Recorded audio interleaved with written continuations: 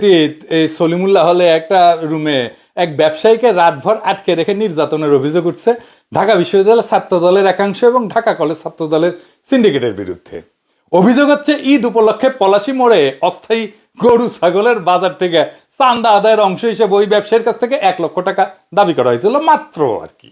বিশ্ববিদ্যালয় প্রশাসনের পক্ষ থেকে জানানো হয়েছে আমার দেশকে যে প্রাথমিক জিজ্ঞাসাবাদে অভিযুক্তরা চাঁদার দাবিতে ব্যবসায়ীকে আটকে রাখার কথা স্বীকার করেছে। তো এইটা আমি আমার ফেসবুকে পোস্টাইছিলাম, লিখেছিলাম এ বিষয়ে আমি পত্রিকার প্রতিবেদনের তথ্য উল্লেখ করলাম, বাকিটা আপনারা কমেন্ট বক্সে জানাইতে পারেন। বিএনপিওয়ালারা আমার উপরে ঝাঁপে পড়িছে, যেমন ঝাঁপে পড়ে বেশ কিছুদিন থেকে ঝাঁপে পড়িছে, দেখিচ্ছেন না? তো তুই আমার দেশে যায় ধরার নরম মাটি পেয়েছে তো বিড়াল হাগে আর কি, শক্ত মাটির বিড়াল হাগে না। আমার দেশ শক্ত মাটি, পিনাকি নরম মাটি, এটি এসে ঝাঁপে পড়িছে। এটা হইতেছে BNP, double fascist hobby we. Awami লীগের ফেসিবাদ কি দেখেছেন? Hasina square hobby we. তো একজন বিএনপি মজার কমেন্ট করেছে, সেটা নেই আজকের এপিসোড। আজকে মুরব্বীরা আমাকে না ক্ষমা করিবেন, কারণ আমি এমন একটা কমেন্ট পাইছি ফেসবুকে বিএনপি করা এক ভাইয়ের কাছ থেকে, উত্তরে না দাওয়াই লাগে। তো বিষয়টা শরমে, তাই মুরব্বীদের কাছ থেকে আগে এনা ম্যাপ চাই নিতেছি। উনি লিখতেছেন জামাতি লেসপেন্সার পিনাকি ভট্টাচার্য, মানে সে বলতে চাইতেছে আমি জামাতের চাটুকার আজ্ঞাবাহী। যাই হোক, সে কইতেছে বিএনপি পাত মারলে ঢোল তবলা নিয়ে লাগেন, আর জামাত হাইকা প্যান্ট নষ্ট করলেও আমার নাকি কথা ফোটে না। কাহিনী কি? গুরুতর অভিযোগ। আসেন এই অভিযোগের জবাবটা একটু দেই। আর এটাও বিএনপি না বুঝে নেওয়া দরকার যে আমার লগে পাঙ্গা লড়তে আসলে ক্যাঙ্কা করে জয় বাংলা করে দিব। হ্যাঁ, এটা দেখে দিলাম আর কি। আসেন শুরু করি। বিএনপি লায়ক হয়েছে, ক্ষমতার যাবে, তো তার পাদ নিয়ে আমার তো সমস্যা থাকবেই। বিএনপি পাদলে আমি কেন বেদ্য বাজাই? হ্যাঁ জানেন, কারণ বিএনপির পাদে গন্ধ আছে, শব্দ নাই। তাই শব্দের অভাব পূরণ করার জন্য ঢোল তবলা বাজানো লাগে, শিল্পকে পূর্ণ করতে হয়। এডিটর সাহেব ঢোল তবলা বাজান। মোবাইলের রিঙ্গারের শব্দ না শোনার জন্য আপনি সাইলেন্ট মোড ইউজ করতে পারেন। পিস্তলের গুলির শব্দ ঢাকার জন্য আপনি সাইলেন্সার ইউজ করতে পারেন। কিন্তু আমার বিষয় বিএনপি তার ফিট করেছে যেমন সাইলেন্ট মোডে পাদ মারতে পারে। আমি অবাক হই কেন মির্জা ফখরুলের প্রিয় প্রথম আলো রিপোর্ট করে না দেশে আজও চলছে নিঃশব্দ পদের রাজনীতি, অথবা বিএনপির প্রিয় ডেইলি স্টার হেডলাইন দিতেছে না whispers of wind, BNP's politics of silent fart. পাদের শব্দ আর গন্ধ উভয় থাকতে হয়। গন্ধ বা শব্দ ছাড়া পাদ পরিপূর্ণ পাদের মর্যাদা পাইতে পারে না। ধরেন পাদে যদি গন্ধ না থাকে, তাহলে তো আপনি গায়ে উঠবেন পাদে গন্ধ নেই, এ তো ভাবতেও পারি না। আল্লাহর দুনিয়ায় কি কুদরত! দেখেন পাদের শব্দের সাথে গন্ধ দিচ্ছেন। ধরেন পাদে শুধু গন্ধ আছে, শব্দ নাই, আপনি বুঝতে পারবেন কে পাদিচ্ছে না? পারবেন না। আপনার থার্মাল স্ক্যানার বসানো লাগবে, মেলার টাকা খরচা করে কে পাদিছে এটা বের করার লাগে। এই যে ইনকা কইরা বুঝছাও, কেউ পাদবে আর আপনি স্ক্রিনে দেখবেন কে পাদিছে। শব্দ আর গন্ধ মিলে পাদের ফুল প্যাকেজ। তো বিএনপি তো ক্ষমতার যাবে, হাফ প্যাকেজ নিয়ে আসলে চলবে? পাবলিকে বলবে আপনি নকল পাদের নকল সরকার। অথর্ব জনগণ গান গাইবে বিএনপির প্রিয় রবীন্দ্রনাথ ঠাকুরের সুরে, ওরা পাদিতে জানে না দয়াময়। জামাত ক্ষমতা যাওয়ার মতো লায়ক হোক দেখমুনি, এখন জামাতের পিছে দেওয়ার মতো টাইম আমার নাই।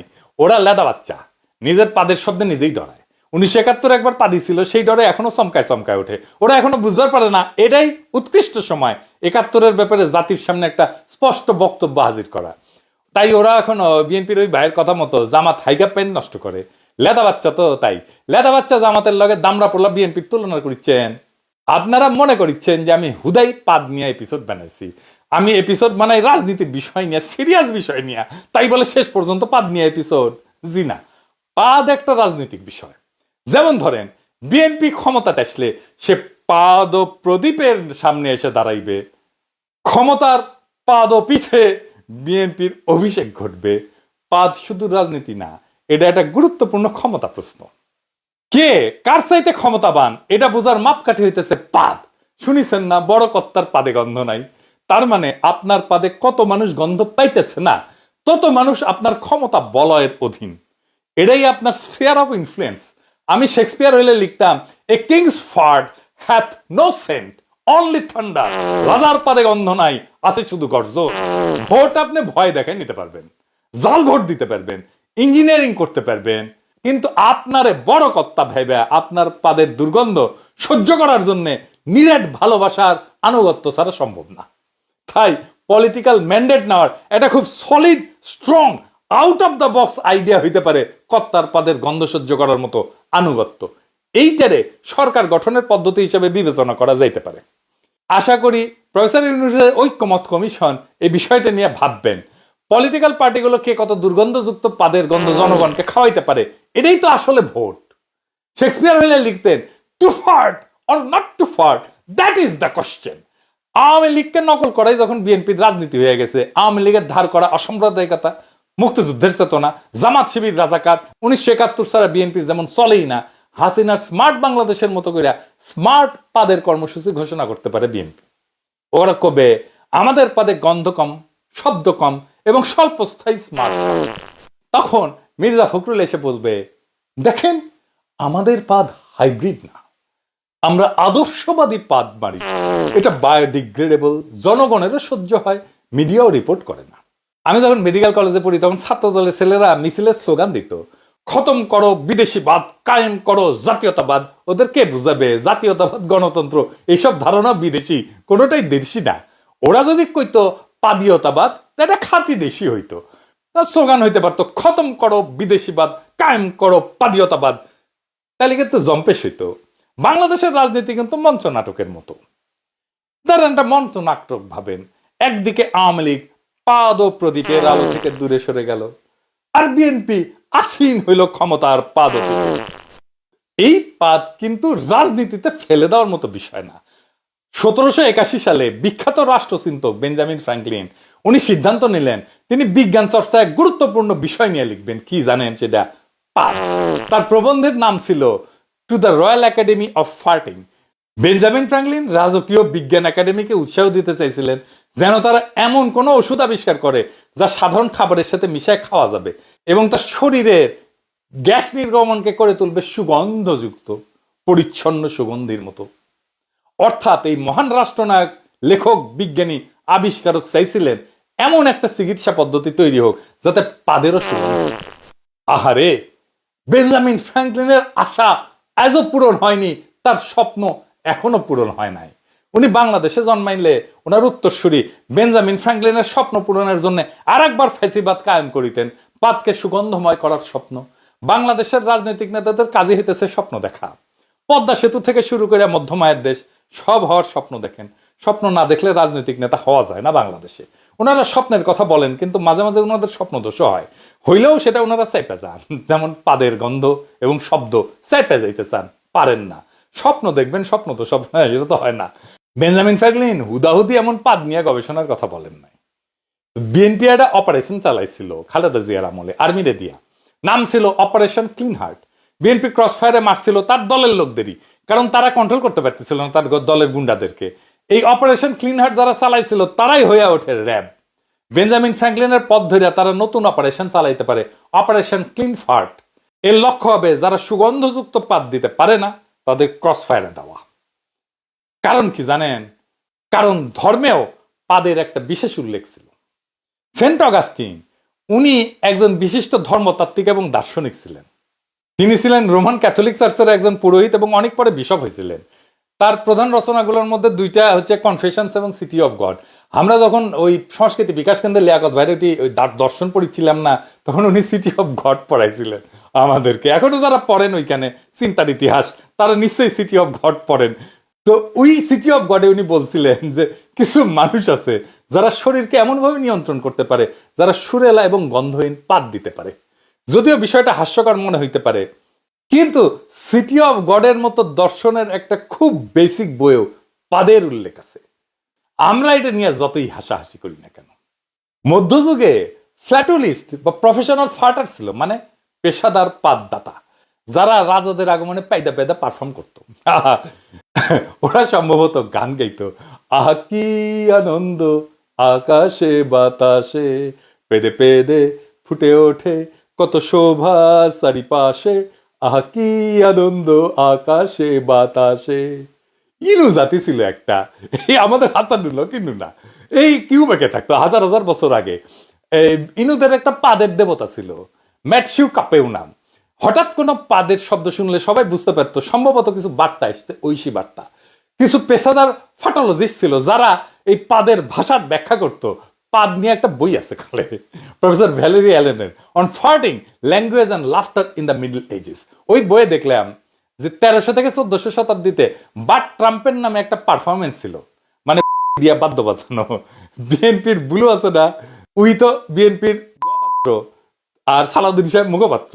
কিছুদিন আগে বুলুর পারফরমেন্স দেখেছিলাম না, হ্যাঁ, প্রফেসর ইউনুসের ধর্ম টর্ম নিয়ে কথা হয়েছিল। তো ওর একটা বাট ট্রাম্পেন যদি আমরা দেখতাম দিয়া যদি বাদ্য বাজাইতো তাহলে কি মজাটাই না হইতো। বিএনপির পাদে আমরা বাদ্য বাজাই, কিন্তু বিএনপির পাদগুলো কেমন তার একটা পাদ দেখাই। সালাউদ্দিন সাহেবের লেসপেন্সাররা এতই খেপিছে ইলিয়াস আর আমার উপরে জুতা মারিছে দেখেন। ইলিয়াস হোসেন ফিনাকি ইতারা জুতা মারি দিয়ে আর প্রাণ প্রিয় সালাউদ্দিন ভাইয়ারে অপচর্য করার বলি আর ইতারা দিক্কাত জানাই জুতা নিক্ষেপ করছি। আমি জুতা মারছি যে আপনার সাংবাদিক ইলিয়াস হোসেন ও পিনাকি ভট্টাচার্যকে। ও আমাদের প্রিয় নেতা সালাউদ্দিন আহমেদকে নিয়ে মিথ্যা খবর চালাচ্ছে, এরা দুজনেই। এর কারণে আমরা ওরা দুজনকে আমরা কি জুতা নিক্ষেপ করছি। ইলিয়াস আলী এবং পিনাকি ভট্টাচার্য, আমরা আমাদের প্রিয় নেতার বিরুদ্ধে অপপ্রচার চালানোর কারণে আমরা এদের বিরুদ্ধে জুতা নিক্ষেপ কর্মসূচি আজকে গ্রহণ করেছি। যদি এটা যে বন্ধ না হয়, অপপ্রচার যদি বন্ধ না হয়, ভবিষ্যতে আরো এর চেয়ে কঠোরতম আমরা আন্দোলন করতে বাধ্য হব। তো আওয়ামী লীগ কোনোদিন করেছে এটা? হ্যাঁ, করে নাই।